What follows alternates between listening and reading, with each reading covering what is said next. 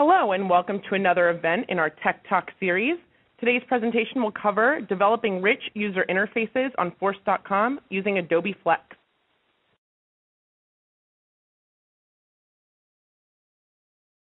As you may know, Salesforce.com is a publicly traded company, and therefore we do need to share the safe harbor statement with you to let you know that any forward-looking statements are just that, forward-looking statements. If you'd like to learn more about this safe harbor statement, you can find it on our website under the Investor Relations section. So with that, I would like to introduce Ryan Marples. Thanks, Sheridan, and welcome to everybody, whether it's the morning or the evening or the afternoon, depending on where you're located here. I'm really happy to be here with James Ward of Adobe, and we're going to be presenting on building about rich internet applications between Force.com and Flex. So, James, good morning, and you want to tell the attendees a little bit about yourself? Sure. Thanks, Ryan. Yeah, thanks, everybody, for joining today. So I'm James Ward. I'm an evangelist for Flex at Adobe and helped build the Force.com toolkit for Adobe Air and Flex, along with Ryan, Dave Carroll, and Ron Hess, and some of the other folks at Salesforce. So good to be here. Glad you joined today, and hopefully you get a lot out of learning how to build RAA cloud-based applications. Great. So, and then myself, I think I've done a few of these webinars. You may have heard my name or voice before. My name is Ryan Marples. I'm a developer evangelist. So basically, I'm James' counterpart at Salesforce.com, and I really spend my time working with the developer community, trying to get them inspired and excited and basically successful with the Force.com platform. So let me talk about what we're going to cover today, and then we'll dive right in. I don't want to have too many slides here. First, just for those people who may be new to the Force.com platform, we're going to do just a couple quick slides and review really what that's all about and why that's a compelling platform for software development. Then I'm going to pass it over to James, and he's going to talk about the Flash platform, and again, why that is compelling from the front-end perspective. And then we're going to really bring those two things together. We're going to talk about the use cases for Flex and Force.com, and there's various ways these two things can come together, so we'll hopefully give you some ideas there. And then we'll jump into some demos. We'll do some kind of really simple getting started type of demos, as well as some more advanced demos so you can see what's really possible. And then we'll leave lots of time at the end to wrap up and answer any questions. Again, Sheridan mentioned you can enter any questions you have in the chat window. We'll be happy to catalog those and try to address any more lengthy ones that we can't do in the chat window at the end of the call. And again, this is recorded, so if you happen to miss it or have a colleague that's missed it, definitely we'll get the link out to you. You can share that with them. All right, let's dive in here. I think the first thing I'm going to address is, why Force.com. Really, for those of you who may not be familiar with this, or for those of you who are, I mean, really, when you're thinking about building an application, before I even talk about technology, let's just talk about the end outcome. We believe here at Salesforce.com that when you build applications on Force.com, you will be able to build applications quicker, which means you'll spend less time doing the development. You'll be able to get out and satisfy your users in a shorter period of time. You'll be able to scale to more users. You won't have to worry about some of the infrastructure concerns that you normally have to think about when you're thinking about the scalability of your application. We think you'll spend less money, and ultimately you'll worry less.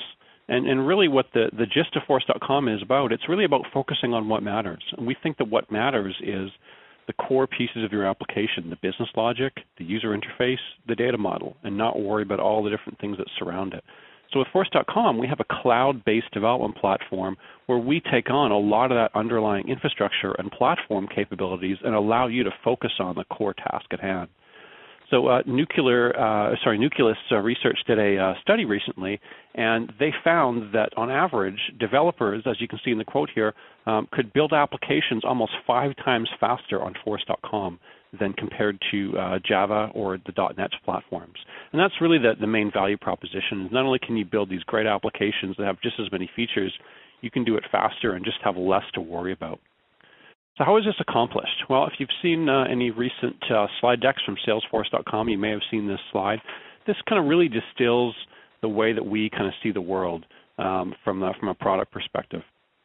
Starting up top, we have the Sales Cloud and the Service Cloud. These are applications that we sell. This is actually how Salesforce.com got started, is we basically built a CRM application and delivered that in a software as a service manner. We now have a customer service and support application. That's the Service Cloud. But really what we're talking about today is the Custom Cloud. We're talking about you guys going off and building your own applications. So the way that's done is we have a cloud platform that enables you to have unlimited customizations of the data model. You have the ability to build a user interface that's completely programmable, build any kind of business logic, build any kind of public websites, set up all kind of analytics and content libraries, set up sharing and security, and really all the different things that you would normally have to build, these little workflow engines or these reporting engines. You don't have to do that with Force.com. The cloud platform provides that.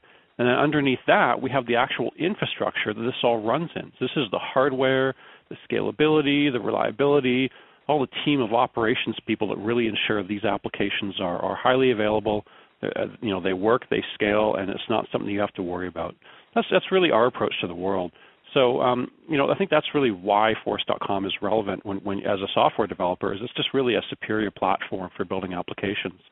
Now, at this point, assuming you're interested in that, let's talk about why you might want to go in the next step and talk about using some of the Adobe technologies to build or augment your front end. So at this point, I'm going to pass it over to James, and he's going to talk a little bit about that. Thanks, Ryan. So what I want to start with is just talking about the transitions that we've seen in software over the last maybe 20 or so years. So if we plot these transitions on a chart here, and the x-axis being the client capabilities and the y-axis being the ease of deployment, we can now begin to see how these transitions have changed the way that we build software, the way that end users interact with software. So we're starting with mainframe, obviously very, very limited client capabilities and very hard to deploy. The first major transition in software was to client-server, where we had much fuller client capabilities, but deployment was still a real problem. So then the next major transition was to web applications, where we did a lot to improve the ease of deployment of our software, but we lost a lot of the client capabilities that we had with the client-server architectures. So then the transition that's currently underway in software right now is where we want to be high on both of those scales. We want the ease of deployment, and we want the full client capabilities. So obviously the ease of deployment comes with being a web-deployed application, comes with the cloud-based models that Salesforce has built, and that's great. But what about the full client capabilities? So that's where Flex comes in.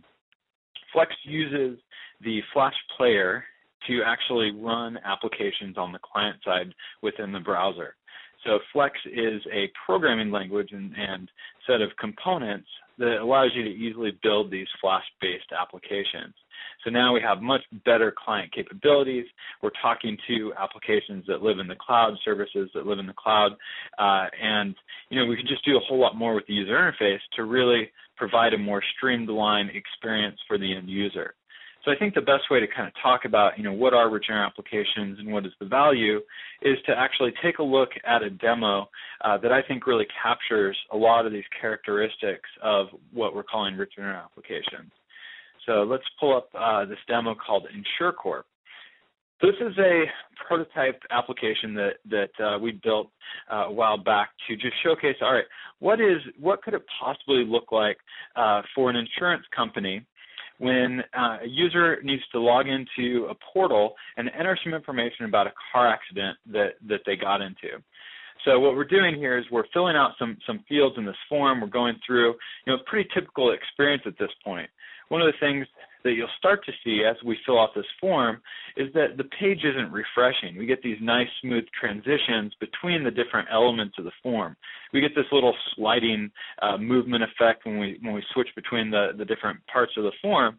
And for developers like me, we can be kind of turned off by these animations and these flashy things in our software. But I think that these things really have value. I think that that's being illustrated by experiences like the iPhone experience. People really, really enjoy having these types of experiences, but they also have real value to the end user. When we put these types of transitions into our software, we're really helping the user to understand context. we'd never really advocate putting in gratuitous animation where it doesn't make sense. We always try to do it in a way that really helps the user understand context. So in this application, the animation is there to help the user understand where they came from, how much further they have to go, how to get back to where they were before. All those things are just really simply conveyed through a simple 400 millisecond animation. So, that's one of the first characteristics of return applications, is just creating this more fluid experience so that the user can understand context and they don't always lose this information as they don't lose the cognitive flow as they move from form to form or from page to page or whatever the process is for your application. So we'll continue filling out this form now. So what we've done is we've gone through and we've selected our vehicle, and now we need to do some data entry about the damage that happened to our vehicle. So here we actually see our Toyota Prius, we see the color that we selected, and now we're going to start doing some data entry to specify the damage on the vehicle. So all we have to do is mouse over the car and then begin to specify the damage that happened on that part of the car. So this is doing data entry, but it's doing it in a way that is much more intuitive to the end user. So instead of having form fields and check boxes and the typical data entry fields, what we're doing is just allowing the user to essentially paint a picture. And this was just a prototype that you could imagine in a real-world application. Maybe what we'd do is actually allow the user to spin the vehicle around in 3D, maybe even go into a drawing mode where with their mouse they can then draw on the vehicle exactly showing, the damage that happened. Maybe we could allow them to upload photos or videos into this application. So there's a lot of different things that we could do to really enhance the experience for the end user. So we've talked about the end user experience. When we continue on to the next incident report form, we can actually see how we're not just talking about transforming the end user experience, but we also want to transform the person who has to process this information.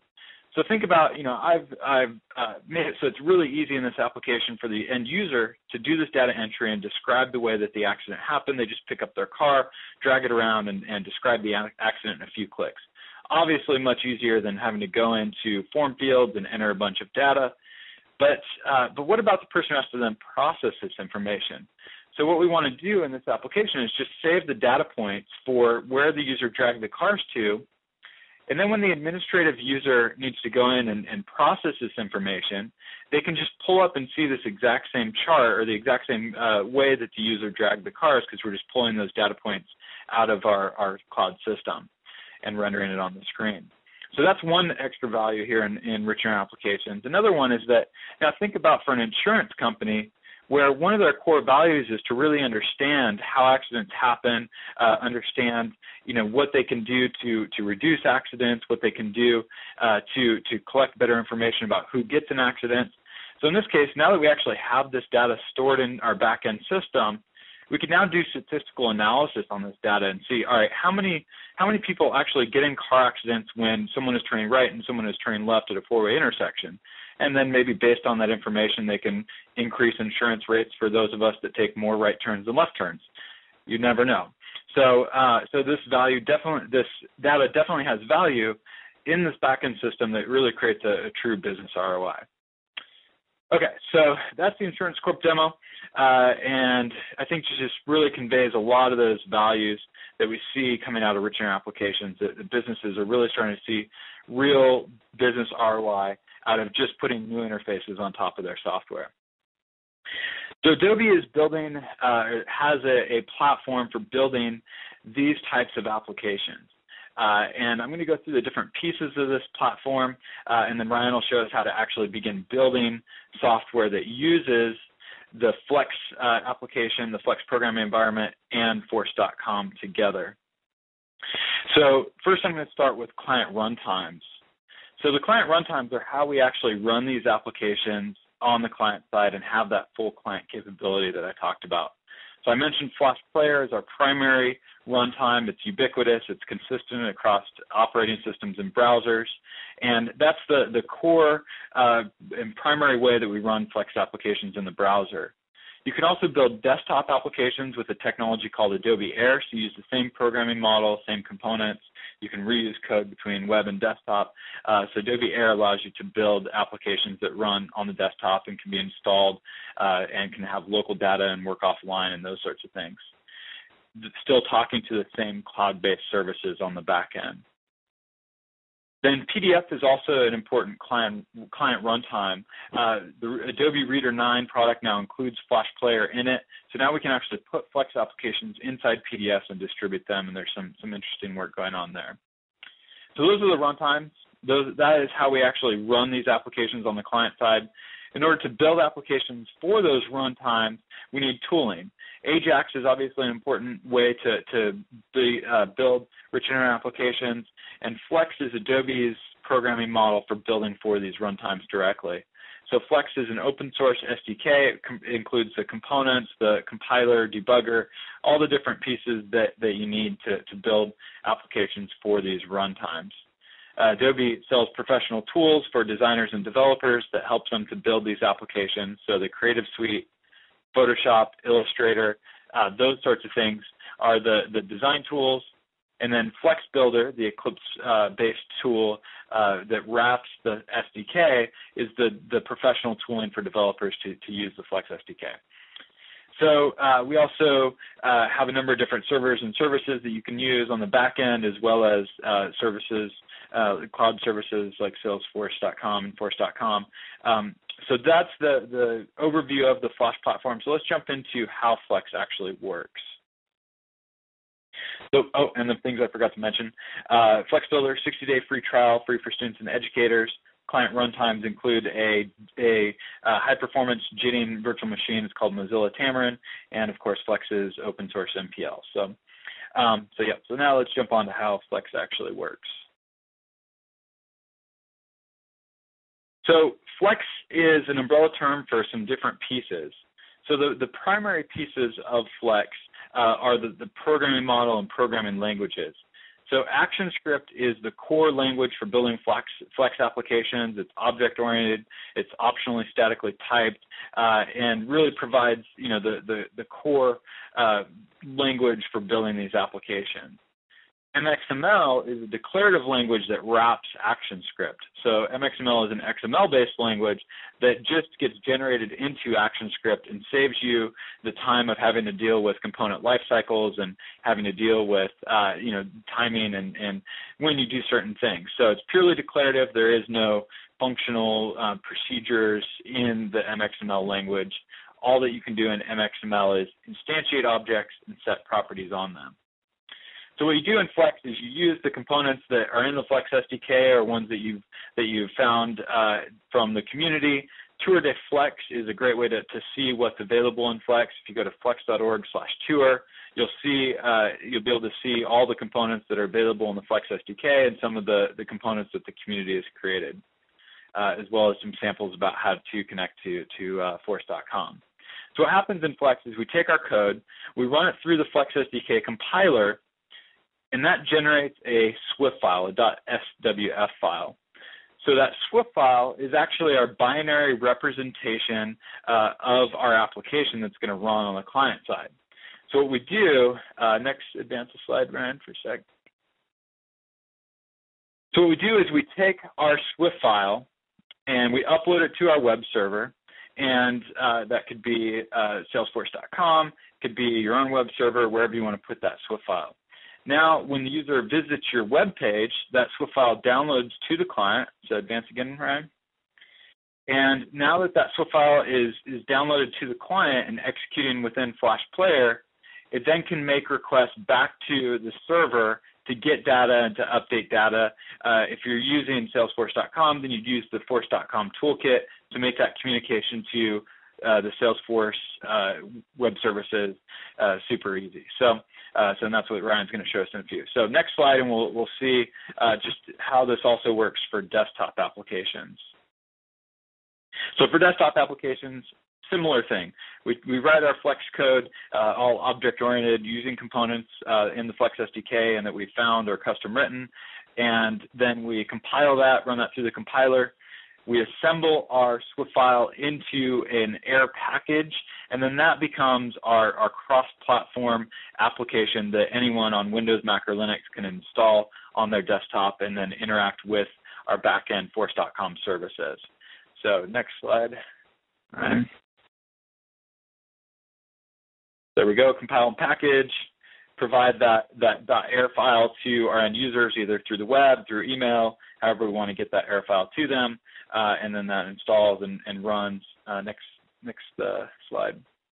Installs and runs locally, and then again, we're using the same networking APIs to communicate back to our backend services. So that's the basic overview on how Flex works.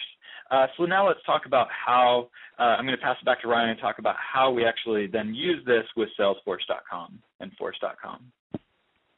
Well, thanks, James. I think that was a great introduction to Flex, and I really like that application. I think that's a great use case for really showing how there's something really out of the box you can do that people just aren't used to be able to do in a browser. So thanks, and I think we've got a good understanding now of Flex, what it is and how it works.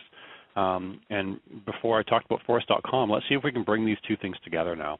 So let's talk about the use cases. What are the different places or methods you can use to bring these two technologies together? Well, when I thought about it, I think really obviously there's lots of scenarios, but I tried to kind of come up with three categories. The first one is embedding these little Flex or Flash objects within Force.com web pages. And that's done, when we talk about Force.com web pages, we're talking about our Visual Force technology. So if I have a little widget or a component or maybe even a full-blown application that I want to embed inside of a web page, that's kind of one scenario, and we'll talk about that. The other one could be I want to write just a completely standalone application. Maybe it's hosted not on Salesforce at all. It's out on some hosted server with some PHP backend or some completely different technology, but I want to be able to have that application interact, read and write data in Force.com, and that's definitely another capability, and we'll talk a little less about that scenario here, not because it's not important, just because there's only so much time. I kind of thought I'd cover mostly the first one. And the third scenario is, we talk about Flex, and sometimes we forget, that Air is that accompanying technology, which is a really great technology for building desktop applications as well. So because a lot of the same tooling and technologies are the same, you can also use this Force.com toolkit within desktop clients. So you could actually build an application that sits on your client that is an Adobe Air application that interacts as well with Force.com. So those are kind of the three use cases. And again, please don't limit it to this, because I'm sure if you came up with some creative engineering, you can come up with a whole bunch of other ways that these two can integrate, and we'd love to hear about those. Okay, let's provide some visuals here, because I'm doing some slides here. I want to make sure I've really driven this home. These are just some pictures of the different places you can integrate. One of the things in Salesforce.com, which is pretty popular, is dashboards. And I think one of the reasons they're popular is it's just a really nice visual way to see some of my data. So I drew a little green box here indicating a place where you may indicate, or a place that you may want to drop a Flex object. So right now we have a chart here, but you could easily have created a really interesting data visualization component using perhaps the charting components in Flex and maybe add some interactivity to that. You could actually have those sitting right inside of a dashboard. So that's definitely one use case. The next one is, what about just on a standard data entry screen? What if I just had a particular field and I wanted to have an interesting way to interact with that field, whether it be some kind of a little slider or an interesting way to present something? Again, you can actually inline these things. So you could have a Flex object right within the data entry or the data presentation screen. So that's another really great scenario. Comes up with some really interesting use cases there. The slider is the one I've seen most popular, but I'm sure if you put your mind to it, you can come up with some great solutions there. And lastly, in terms of the embedding within Salesforce, you can actually create your own tab and have your application take up the whole thing, take up the whole tab. So if it's less about augmenting little pieces and you want to have a certain tab that has just a complete Flex interface that's just totally out of the box, that's another great scenario. And again, it still lives within Salesforce and it's surfaced via tab. So it doesn't feel completely foreign to the user, but allows you to really take advantage of almost kind of a full screen type of RIA. Okay, the next one I talked about was a standalone Flex web application, and this one actually is not talking to Salesforce, but I kind of wanted to show an example. I found this is actually a great site by Honda, and it allows you to go through and look at some of their bikes, and you can select the model and the color and spin things around. Well, if you would think about it, what if the team that actually worked at Honda, the ones that came up with all the different configurations in terms of what color these bikes were going to be available in, what accessories they might have available, what if that was all managed in Salesforce.com? And then they wrote this application which used the API to call out and actually have these lives. So if a product manager had a new accessory that became available, he could input it into Force.com and have it immediately available on this site, because this site was a data-driven site. That's definitely a scenario. And the last one I'll cover, I actually stole this from a great partner of ours, Monometrics. On their website, they have several applications under the To-Go platform, and this is an Adobe Air application. This is a desktop application that allows healthcare professionals to go around, catalog the different prescribers they have, actually physically sign things, and this actually uses the Force.com toolkit to actually call out to Salesforce.com and read and write data. And a lot of the interesting scenarios here for the desktop applications is when you're working when you're not even online as well. So they've actually built some data caching into there. So as you disconnect your network cable, perhaps on a laptop, you can still get access to your data. So I just want to kind of paint the picture there with some of the scenarios. Okay, let's get into the nitty-gritty here a little bit here. How do we actually build these applications? So as James mentioned before, the main way you do this is via the Force.com toolkit for Flex. And this is a open source library that a bunch of us have built. It's out there on the Google Code project, as well as a code share on the Developer Force library. And what it allows you to do is basically access all the web services API that Force.com provides from ActionScript. So the main class you're going to want to start with is the connection class, and I'll show that in a minute. And this class provides access to the key operations you would normally expect to have, such as log in. I need to authenticate myself to Salesforce. I can do things like query, create, update, delete. These are kind of the data-based operations. And then because there's a lot of the logic nowadays within Force.com and Apex, you can actually execute Apex from a Flex application.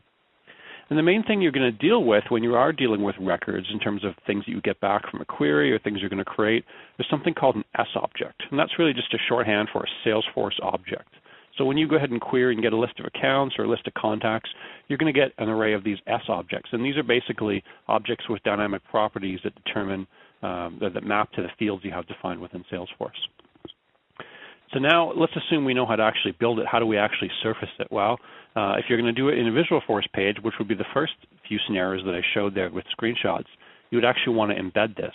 And one of the nice things is that we actually have a pre-built Visualforce component for Flash. So you actually just use this Flash tag. We'll show this in a minute. You can actually use the Flash vars property to pass some context information. In this case, usually the most useful thing is the actual session ID.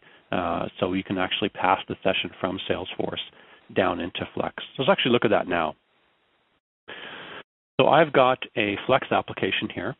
And first I'll show you my canvas. What I did is I created a simple little canvas, and just has a little icon and some names and some company information that I'll fill in. And all I wanted to do is I wanted to basically build a little accordion object, and I wanted to fill in the last 5 contacts that I've spoken to. So I have their name, their company, their phone number. So here's what I did. I built this contact demo MXML file. You'll notice that I'm importing a bunch of these objects. This is the Force.com toolkit, com.salesforce. Anything you see under that would be the Force.com toolkit, and specifically the connection object is what I'm using. So I'm creating an instance of that, and then in the application complete handler, I'm creating a login request. In this case, I'm grabbing the session ID and the server URL, which basically comprise the credentials for getting access to data within Force.com. I'm grabbing that from the parameters collection of the application. That's where the Flash vars comes in. So basically what this is saying is this Flash object was given some parameters, and they're called session ID and server URL, and I want to accept those and pass them along to my login request. We'll talk about what that looks like on the other side of it from the actual web page, that how that data gets passed in a moment. Down here, we'll actually make the login call. Down here, we're going to actually do our query. In this case, we're selecting the name, the company name, the phone, and the email. And what we're doing is we're ordering it by the last time the contact was modified and just getting the last 5. So a really simple query, but it allows me to easily get the last 5 contacts that I've touched. And then here in the result, we get this little array of records. And I'm just enumerating through that, creating an instance of my contact canvas, which is the component we just looked at a minute ago. And I'm just setting some properties such as the name, the company, the phone, the email, and adding it to my little accordion. And I have a little error handler. So you see the whole thing really fits on one screen. This is not a lot of code. This is not a massive effort to do this. And I'll actually go ahead and show you what this looks like.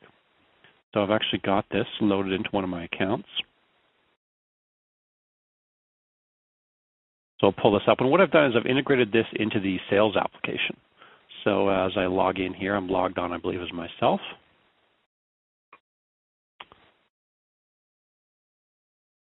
Network's a bit slow this morning. Hopefully this comes up all right.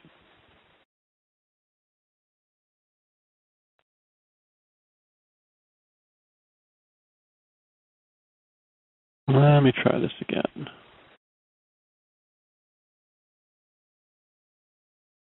All right, let me try my other browser. I was having some problems over there the other day.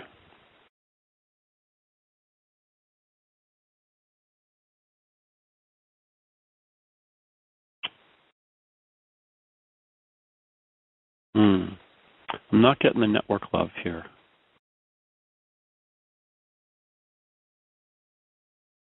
Must be on the internet because I'm still broadcasting. Let me come back to that in a moment here. I'm just going to come back to the next slide and see if that comes back. I hadn't talked about the AIR stuff yet.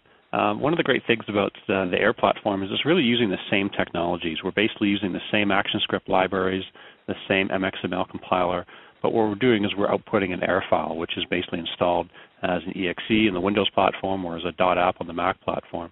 And what we're actually doing is going out and making the same calls into the Force.com application and showing this data within an AIR application.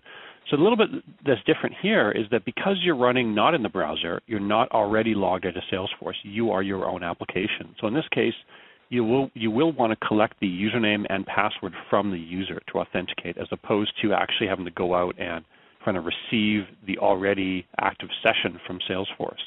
So in this case, you'll probably pop up a username and password box. You can store that. One of the nice things that AIR has in its platform is the ability to have an encrypted data store. So you can easily pass in the username, password, and store that locally and know that that's not just being stored in plain text somewhere that somebody would find. It's actually stored in an encrypted file. I'm going to come back and see if I'm getting here. Yeah, I'm back online. That worked out well. So here we're back in the sales application, and here you see this last 5 contacts tab. This is my own tab that I've added. So I'll go ahead and click on this, and hopefully it'll bring up the page, and you'll notice I'm still in Salesforce, but this is a Flash object right here. So I've got the last 5 contacts that I've accessed, and I can click through and see their information. It's just a nice little component. Now, in this case, I put it on its own tab just for simplicity, but I could have easily embedded this in another page. That would have worked out fine. But that's the real scenario. So I showed you how to actually build this Flex Builder application and how to actually connect to Force.com. Let's see how I actually embedded it. Come into the Setup menu here. I'll come to Develop, and I'll come to Pages. And the page I've created is called Contact Demo, so I'll jump to that. Here it is here. I'll edit it.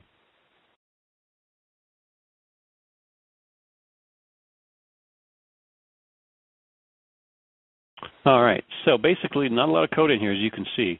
We basically have the standard page element, which you'll find in any Visualforce page, and then we're using this special Flash object. So what's happening is very similar to what you would find with something like a Java server page tag library or ASP.NET web control. This is basically a server-rendered component. So it says Flash here. When this actually gets rendered out to the browser, it would render the object tag for Internet Explorer or the embed for Firefox. What it's going to do is it's going to grab my Swift, and I'll come back and talk about where this syntax comes back in a minute. But I'm basically just pointing it to my Swift file. I'm putting in the height and width so I know how it's going to actually look on the page. But this is where the bit of the magic comes in is I'm already logged on. So it would be silly to have somebody logged on to Salesforce and within Salesforce actually have to log in again. That would seem kind of silly. So what we do is anywhere in JavaScript you have these special substitution variables, and they start with a brace and an exclamation point. In this case, I have a global variable called API, and it has a session ID property. And there's another one here for the server URL. So what I do is I create something that basically looks like a query string, and I pass this to the flash bars. And that maps directly to the parameters collection, which you can access in Flex. So by doing this, now in my Flex application, I can say parameters.sessionID, because that's what I called it here, and parameters.serverURL. And now I'm basically inheriting that same connection, and I'm able to pass that through and now start making calls into Force.com. The other thing you may notice is this resource thing. Well, this is basically a pointer to the static resource, because you might say, well, Force.com is all in the cloud. I understand that, how that works, but where's my actual Swift file? So in this case, it's a static resource. These are static files that are uploaded as part of any Force.com application.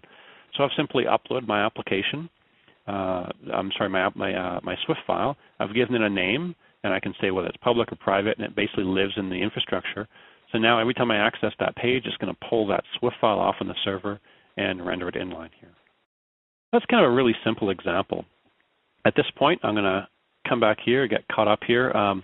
We showed you that one. Again, that was a simple one. I thought we'd kind of wrap up the presentation here by passing it back to James and doing something that was a little more interesting. He's actually taken the demo he's presented before and done a bit of integration just into Force.com. So James, do you want to show that for us? Sure. Yeah. So what I wanted to show was I showed you that car insurance demo at the beginning, and where you can drag the cars to do the data entry. It's a pretty compelling UI. So I wanted to show some of the pieces for how we actually built that. So the first thing is that actually let's look at the data model, the custom data model that we created on Salesforce. So we can actually go in and see, here's my accident report objects, and there's already a couple in there. If we click on the one that ends in 02, we can actually go in and see the Salesforce interface for how we're actually storing this accident information on the server. So here you'll see we store information for the incident X and Y. That's the little shape that we drag for the actual where the car accident happened. So those are just fields on this accident report object. Then we also have incident cars. So this incident has two vehicles. We see those down at the bottom. And so now we can go click on one of those incident cars and see the actual coordinates now for the start car's X and Y position, the end car's X and Y position. And again, this is how we're going to be able to do that statistical analysis on this data is based on these positions. We can now calculate if it was a right turn or a left turn or that sort of thing. So this is how we actually created our custom data model on Salesforce. So now let's actually go take a look at the Flex interface for being able to do this data entry. So this is a simplified version of what I showed before, but here we created a custom Visualforce page like Ryan had showed before, now actually rendering that data in that custom Flex control where we can drag our car around. So we can drag these around, and then once we get them exactly how the accident happened, we hit save. And so what that actually did using the Flex toolkit the Force.com toolkit is make the request up to Salesforce servers and save that data. So if we actually now go back into our data, we should now see that if we go to one of those cars, we'll see now that the incident X and Y positions and the car positions have now changed from their previous values. So, we could use the typical Salesforce.com interface to enter this information, but obviously it's a lot better to have this customized Flex UI on top of this data. So this is RA plus cloud. This is really combining the power of a fully functional client with the cloud technology, and we're getting the best of both worlds here. So I'll be posting the code for this demo on my blog, jamesward.com, sometime in the next week or so. So that's just a simple example of how we can really begin to transform how the end users interact with the data that's stored up in the cloud. Great, thanks for that demo, James. I think it's a good kind of way to close the loop and really show how these two technologies can really come together. A couple things I saw with that, it would be great to see if you could actually embed that right on the page. Be neat if you could actually have maybe that embedded in some other Visualforce pages that pop up. Lots of different possibilities to take that even further. Maybe some of our attendees can think of some use cases there. Yeah, so we've wrapping up here. Went fairly fast. I hope we've given you a bit of an introduction to both the Force.com platform and the Flex platform, and hopefully you've really been inspired by this to go out and try to create something. I think in summary, I'd just say that really, using the Force.com and the Flash platforms together is really the best way, we think, to build a great user experience application in the cloud. Now, let me make sure I point you to the right places, because I know there's probably a lot of you interested in getting started with this. A couple different places. I'll point you to the place you'll find the resources on the Salesforce.com site as well as the Adobe site. So you see the links here. Developer.force.com, as you've probably heard before, is our standard place we send people. That's where all the developer information has lived for a while, and it will continue to live.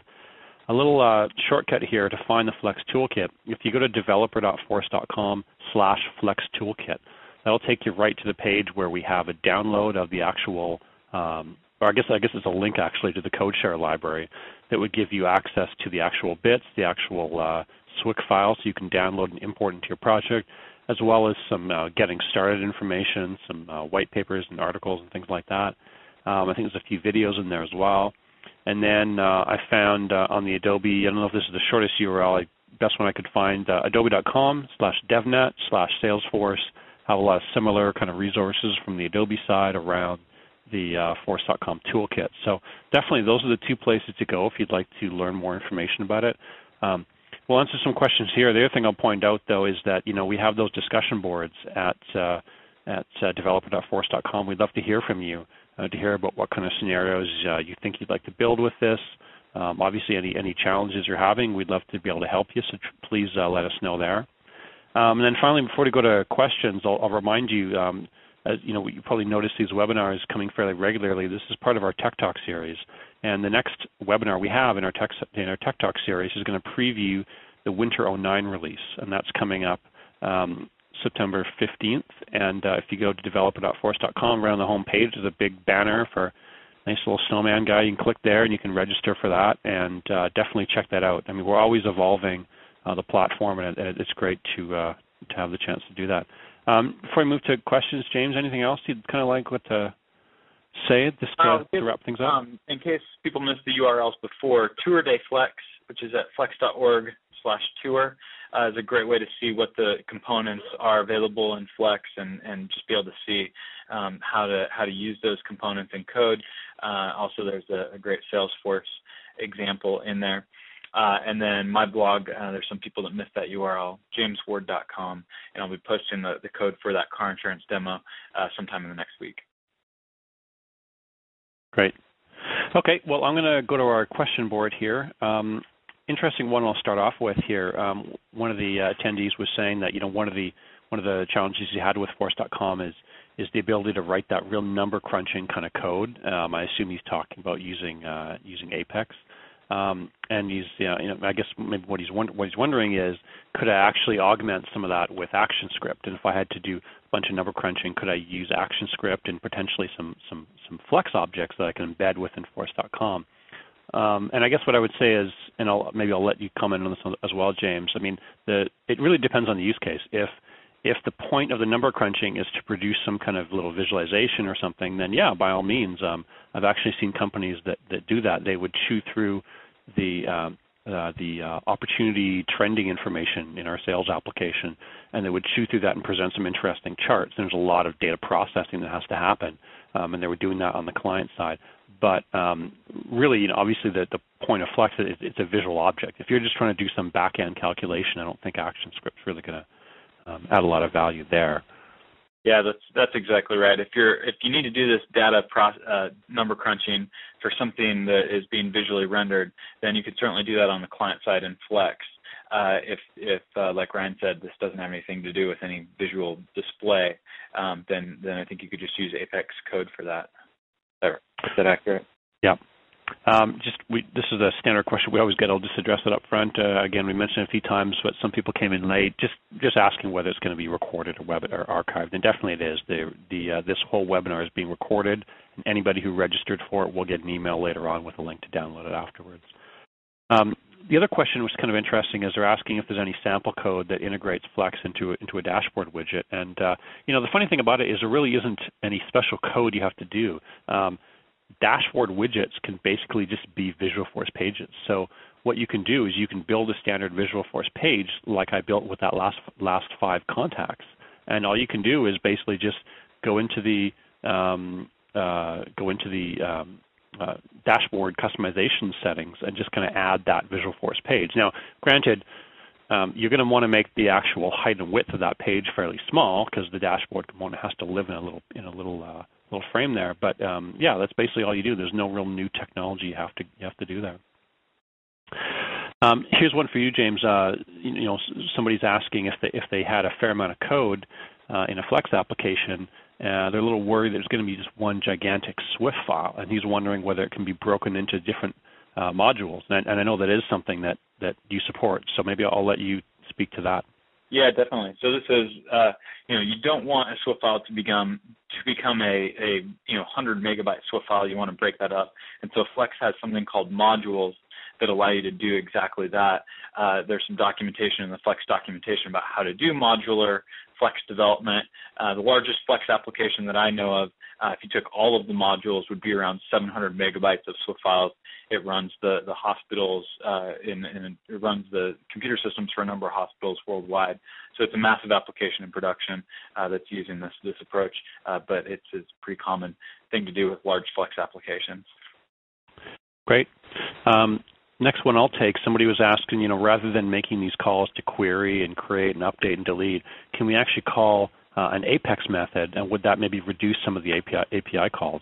Definitely. I mean, if you have a use case where maybe you have to do a query and then some processing and then an update and then a create and then like a query, you could basically just call one Apex method and then use all the different operations as part of one atomic operation. So definitely, and that's where the execute method comes in. You can actually invoke an Apex method.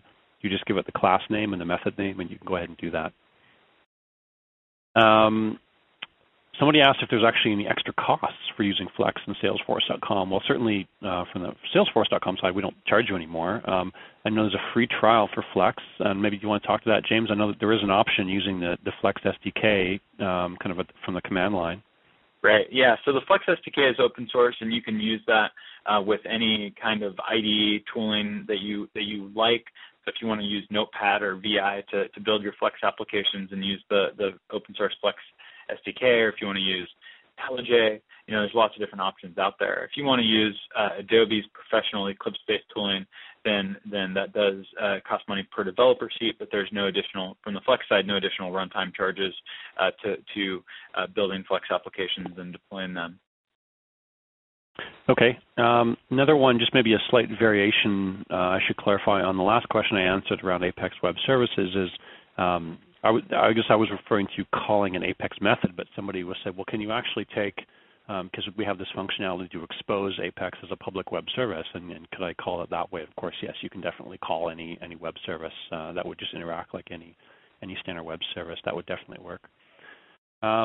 James, a few people are asking here, any word on whether when Flex 4 might be coming?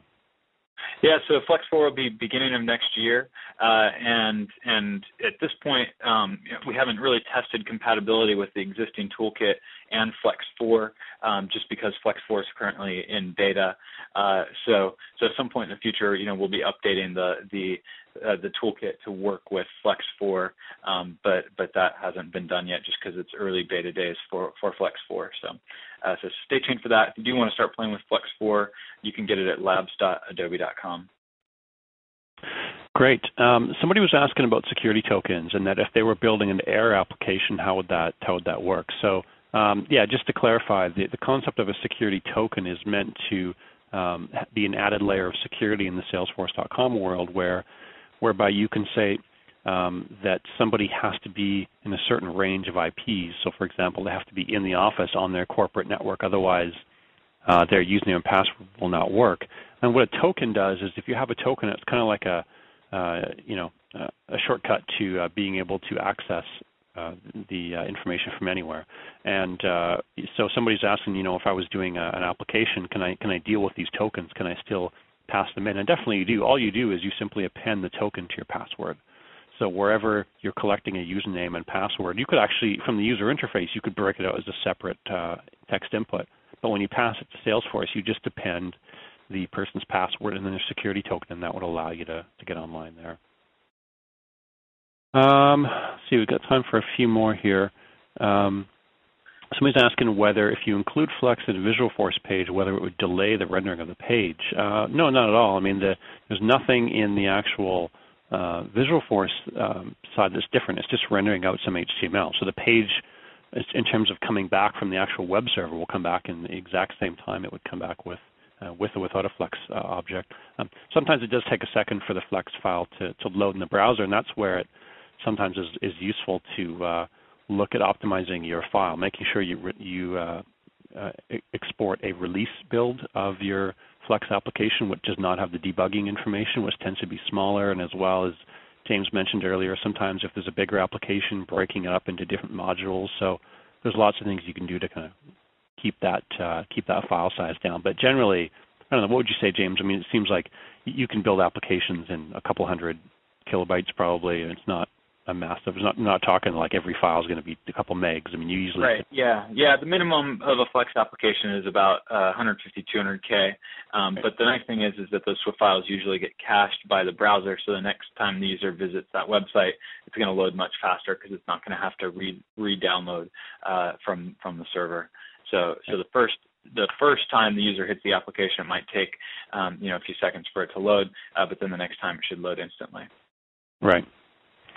Somebody had pointed out that, I had mentioned earlier the discussion forums would be a great resource, and they had said that there really wasn't a forum specifically for Flex, and you're right, there isn't. We may or may not be adding one in the future, but by all means, just pick whatever other forum you find most appropriate. I know there's a general one, and I think there's kind of maybe just an other one, but we'll find you. There's lots of people out there monitoring those forums and trying to help you, and for whatever reason, if that's not working, shoot me an email, rmarples@salesforce.com. I'll maybe just take one last one here. Let's see. Somebody's asking about the data push and basically asking if data push with Flex is supported in the Salesforce.com infrastructure with the RTMP. I think that's a technology, maybe you can add to my understanding, James, that's mostly to do with the lifecycle data services. Right, So there are certainly customers that have set up lifecycle data services and the RTMP push technology on their own environment and combine that with an application that also talks to Salesforce. But at this point, lifecycle data services is not something that is in the Salesforce cloud, and so you would have to set that up on your own infrastructure in order to do that. So we'd love to hear your feedback on whether or not that's something that you want and the use cases for that, so that we can determine whether or not we do that in the future. Okay, great. I said that was the last one, but I'm actually going to sneak one more in. Just I think it's a good question for you, James. Is somebody's asking, where can I learn more? What kind of training resources are available for somebody who's getting started with Flex? Yeah, there's a ton of different companies that'll do Flex training. Adobe does Flex training. There's tons of website and content out there, articles. The Adobe DevNet is a great place. But if you just want training, the best thing to do is just Google for Flex training and find a company that looks like it'll do a good job. So we also have partners that we recommend. Those are found on the Adobe site.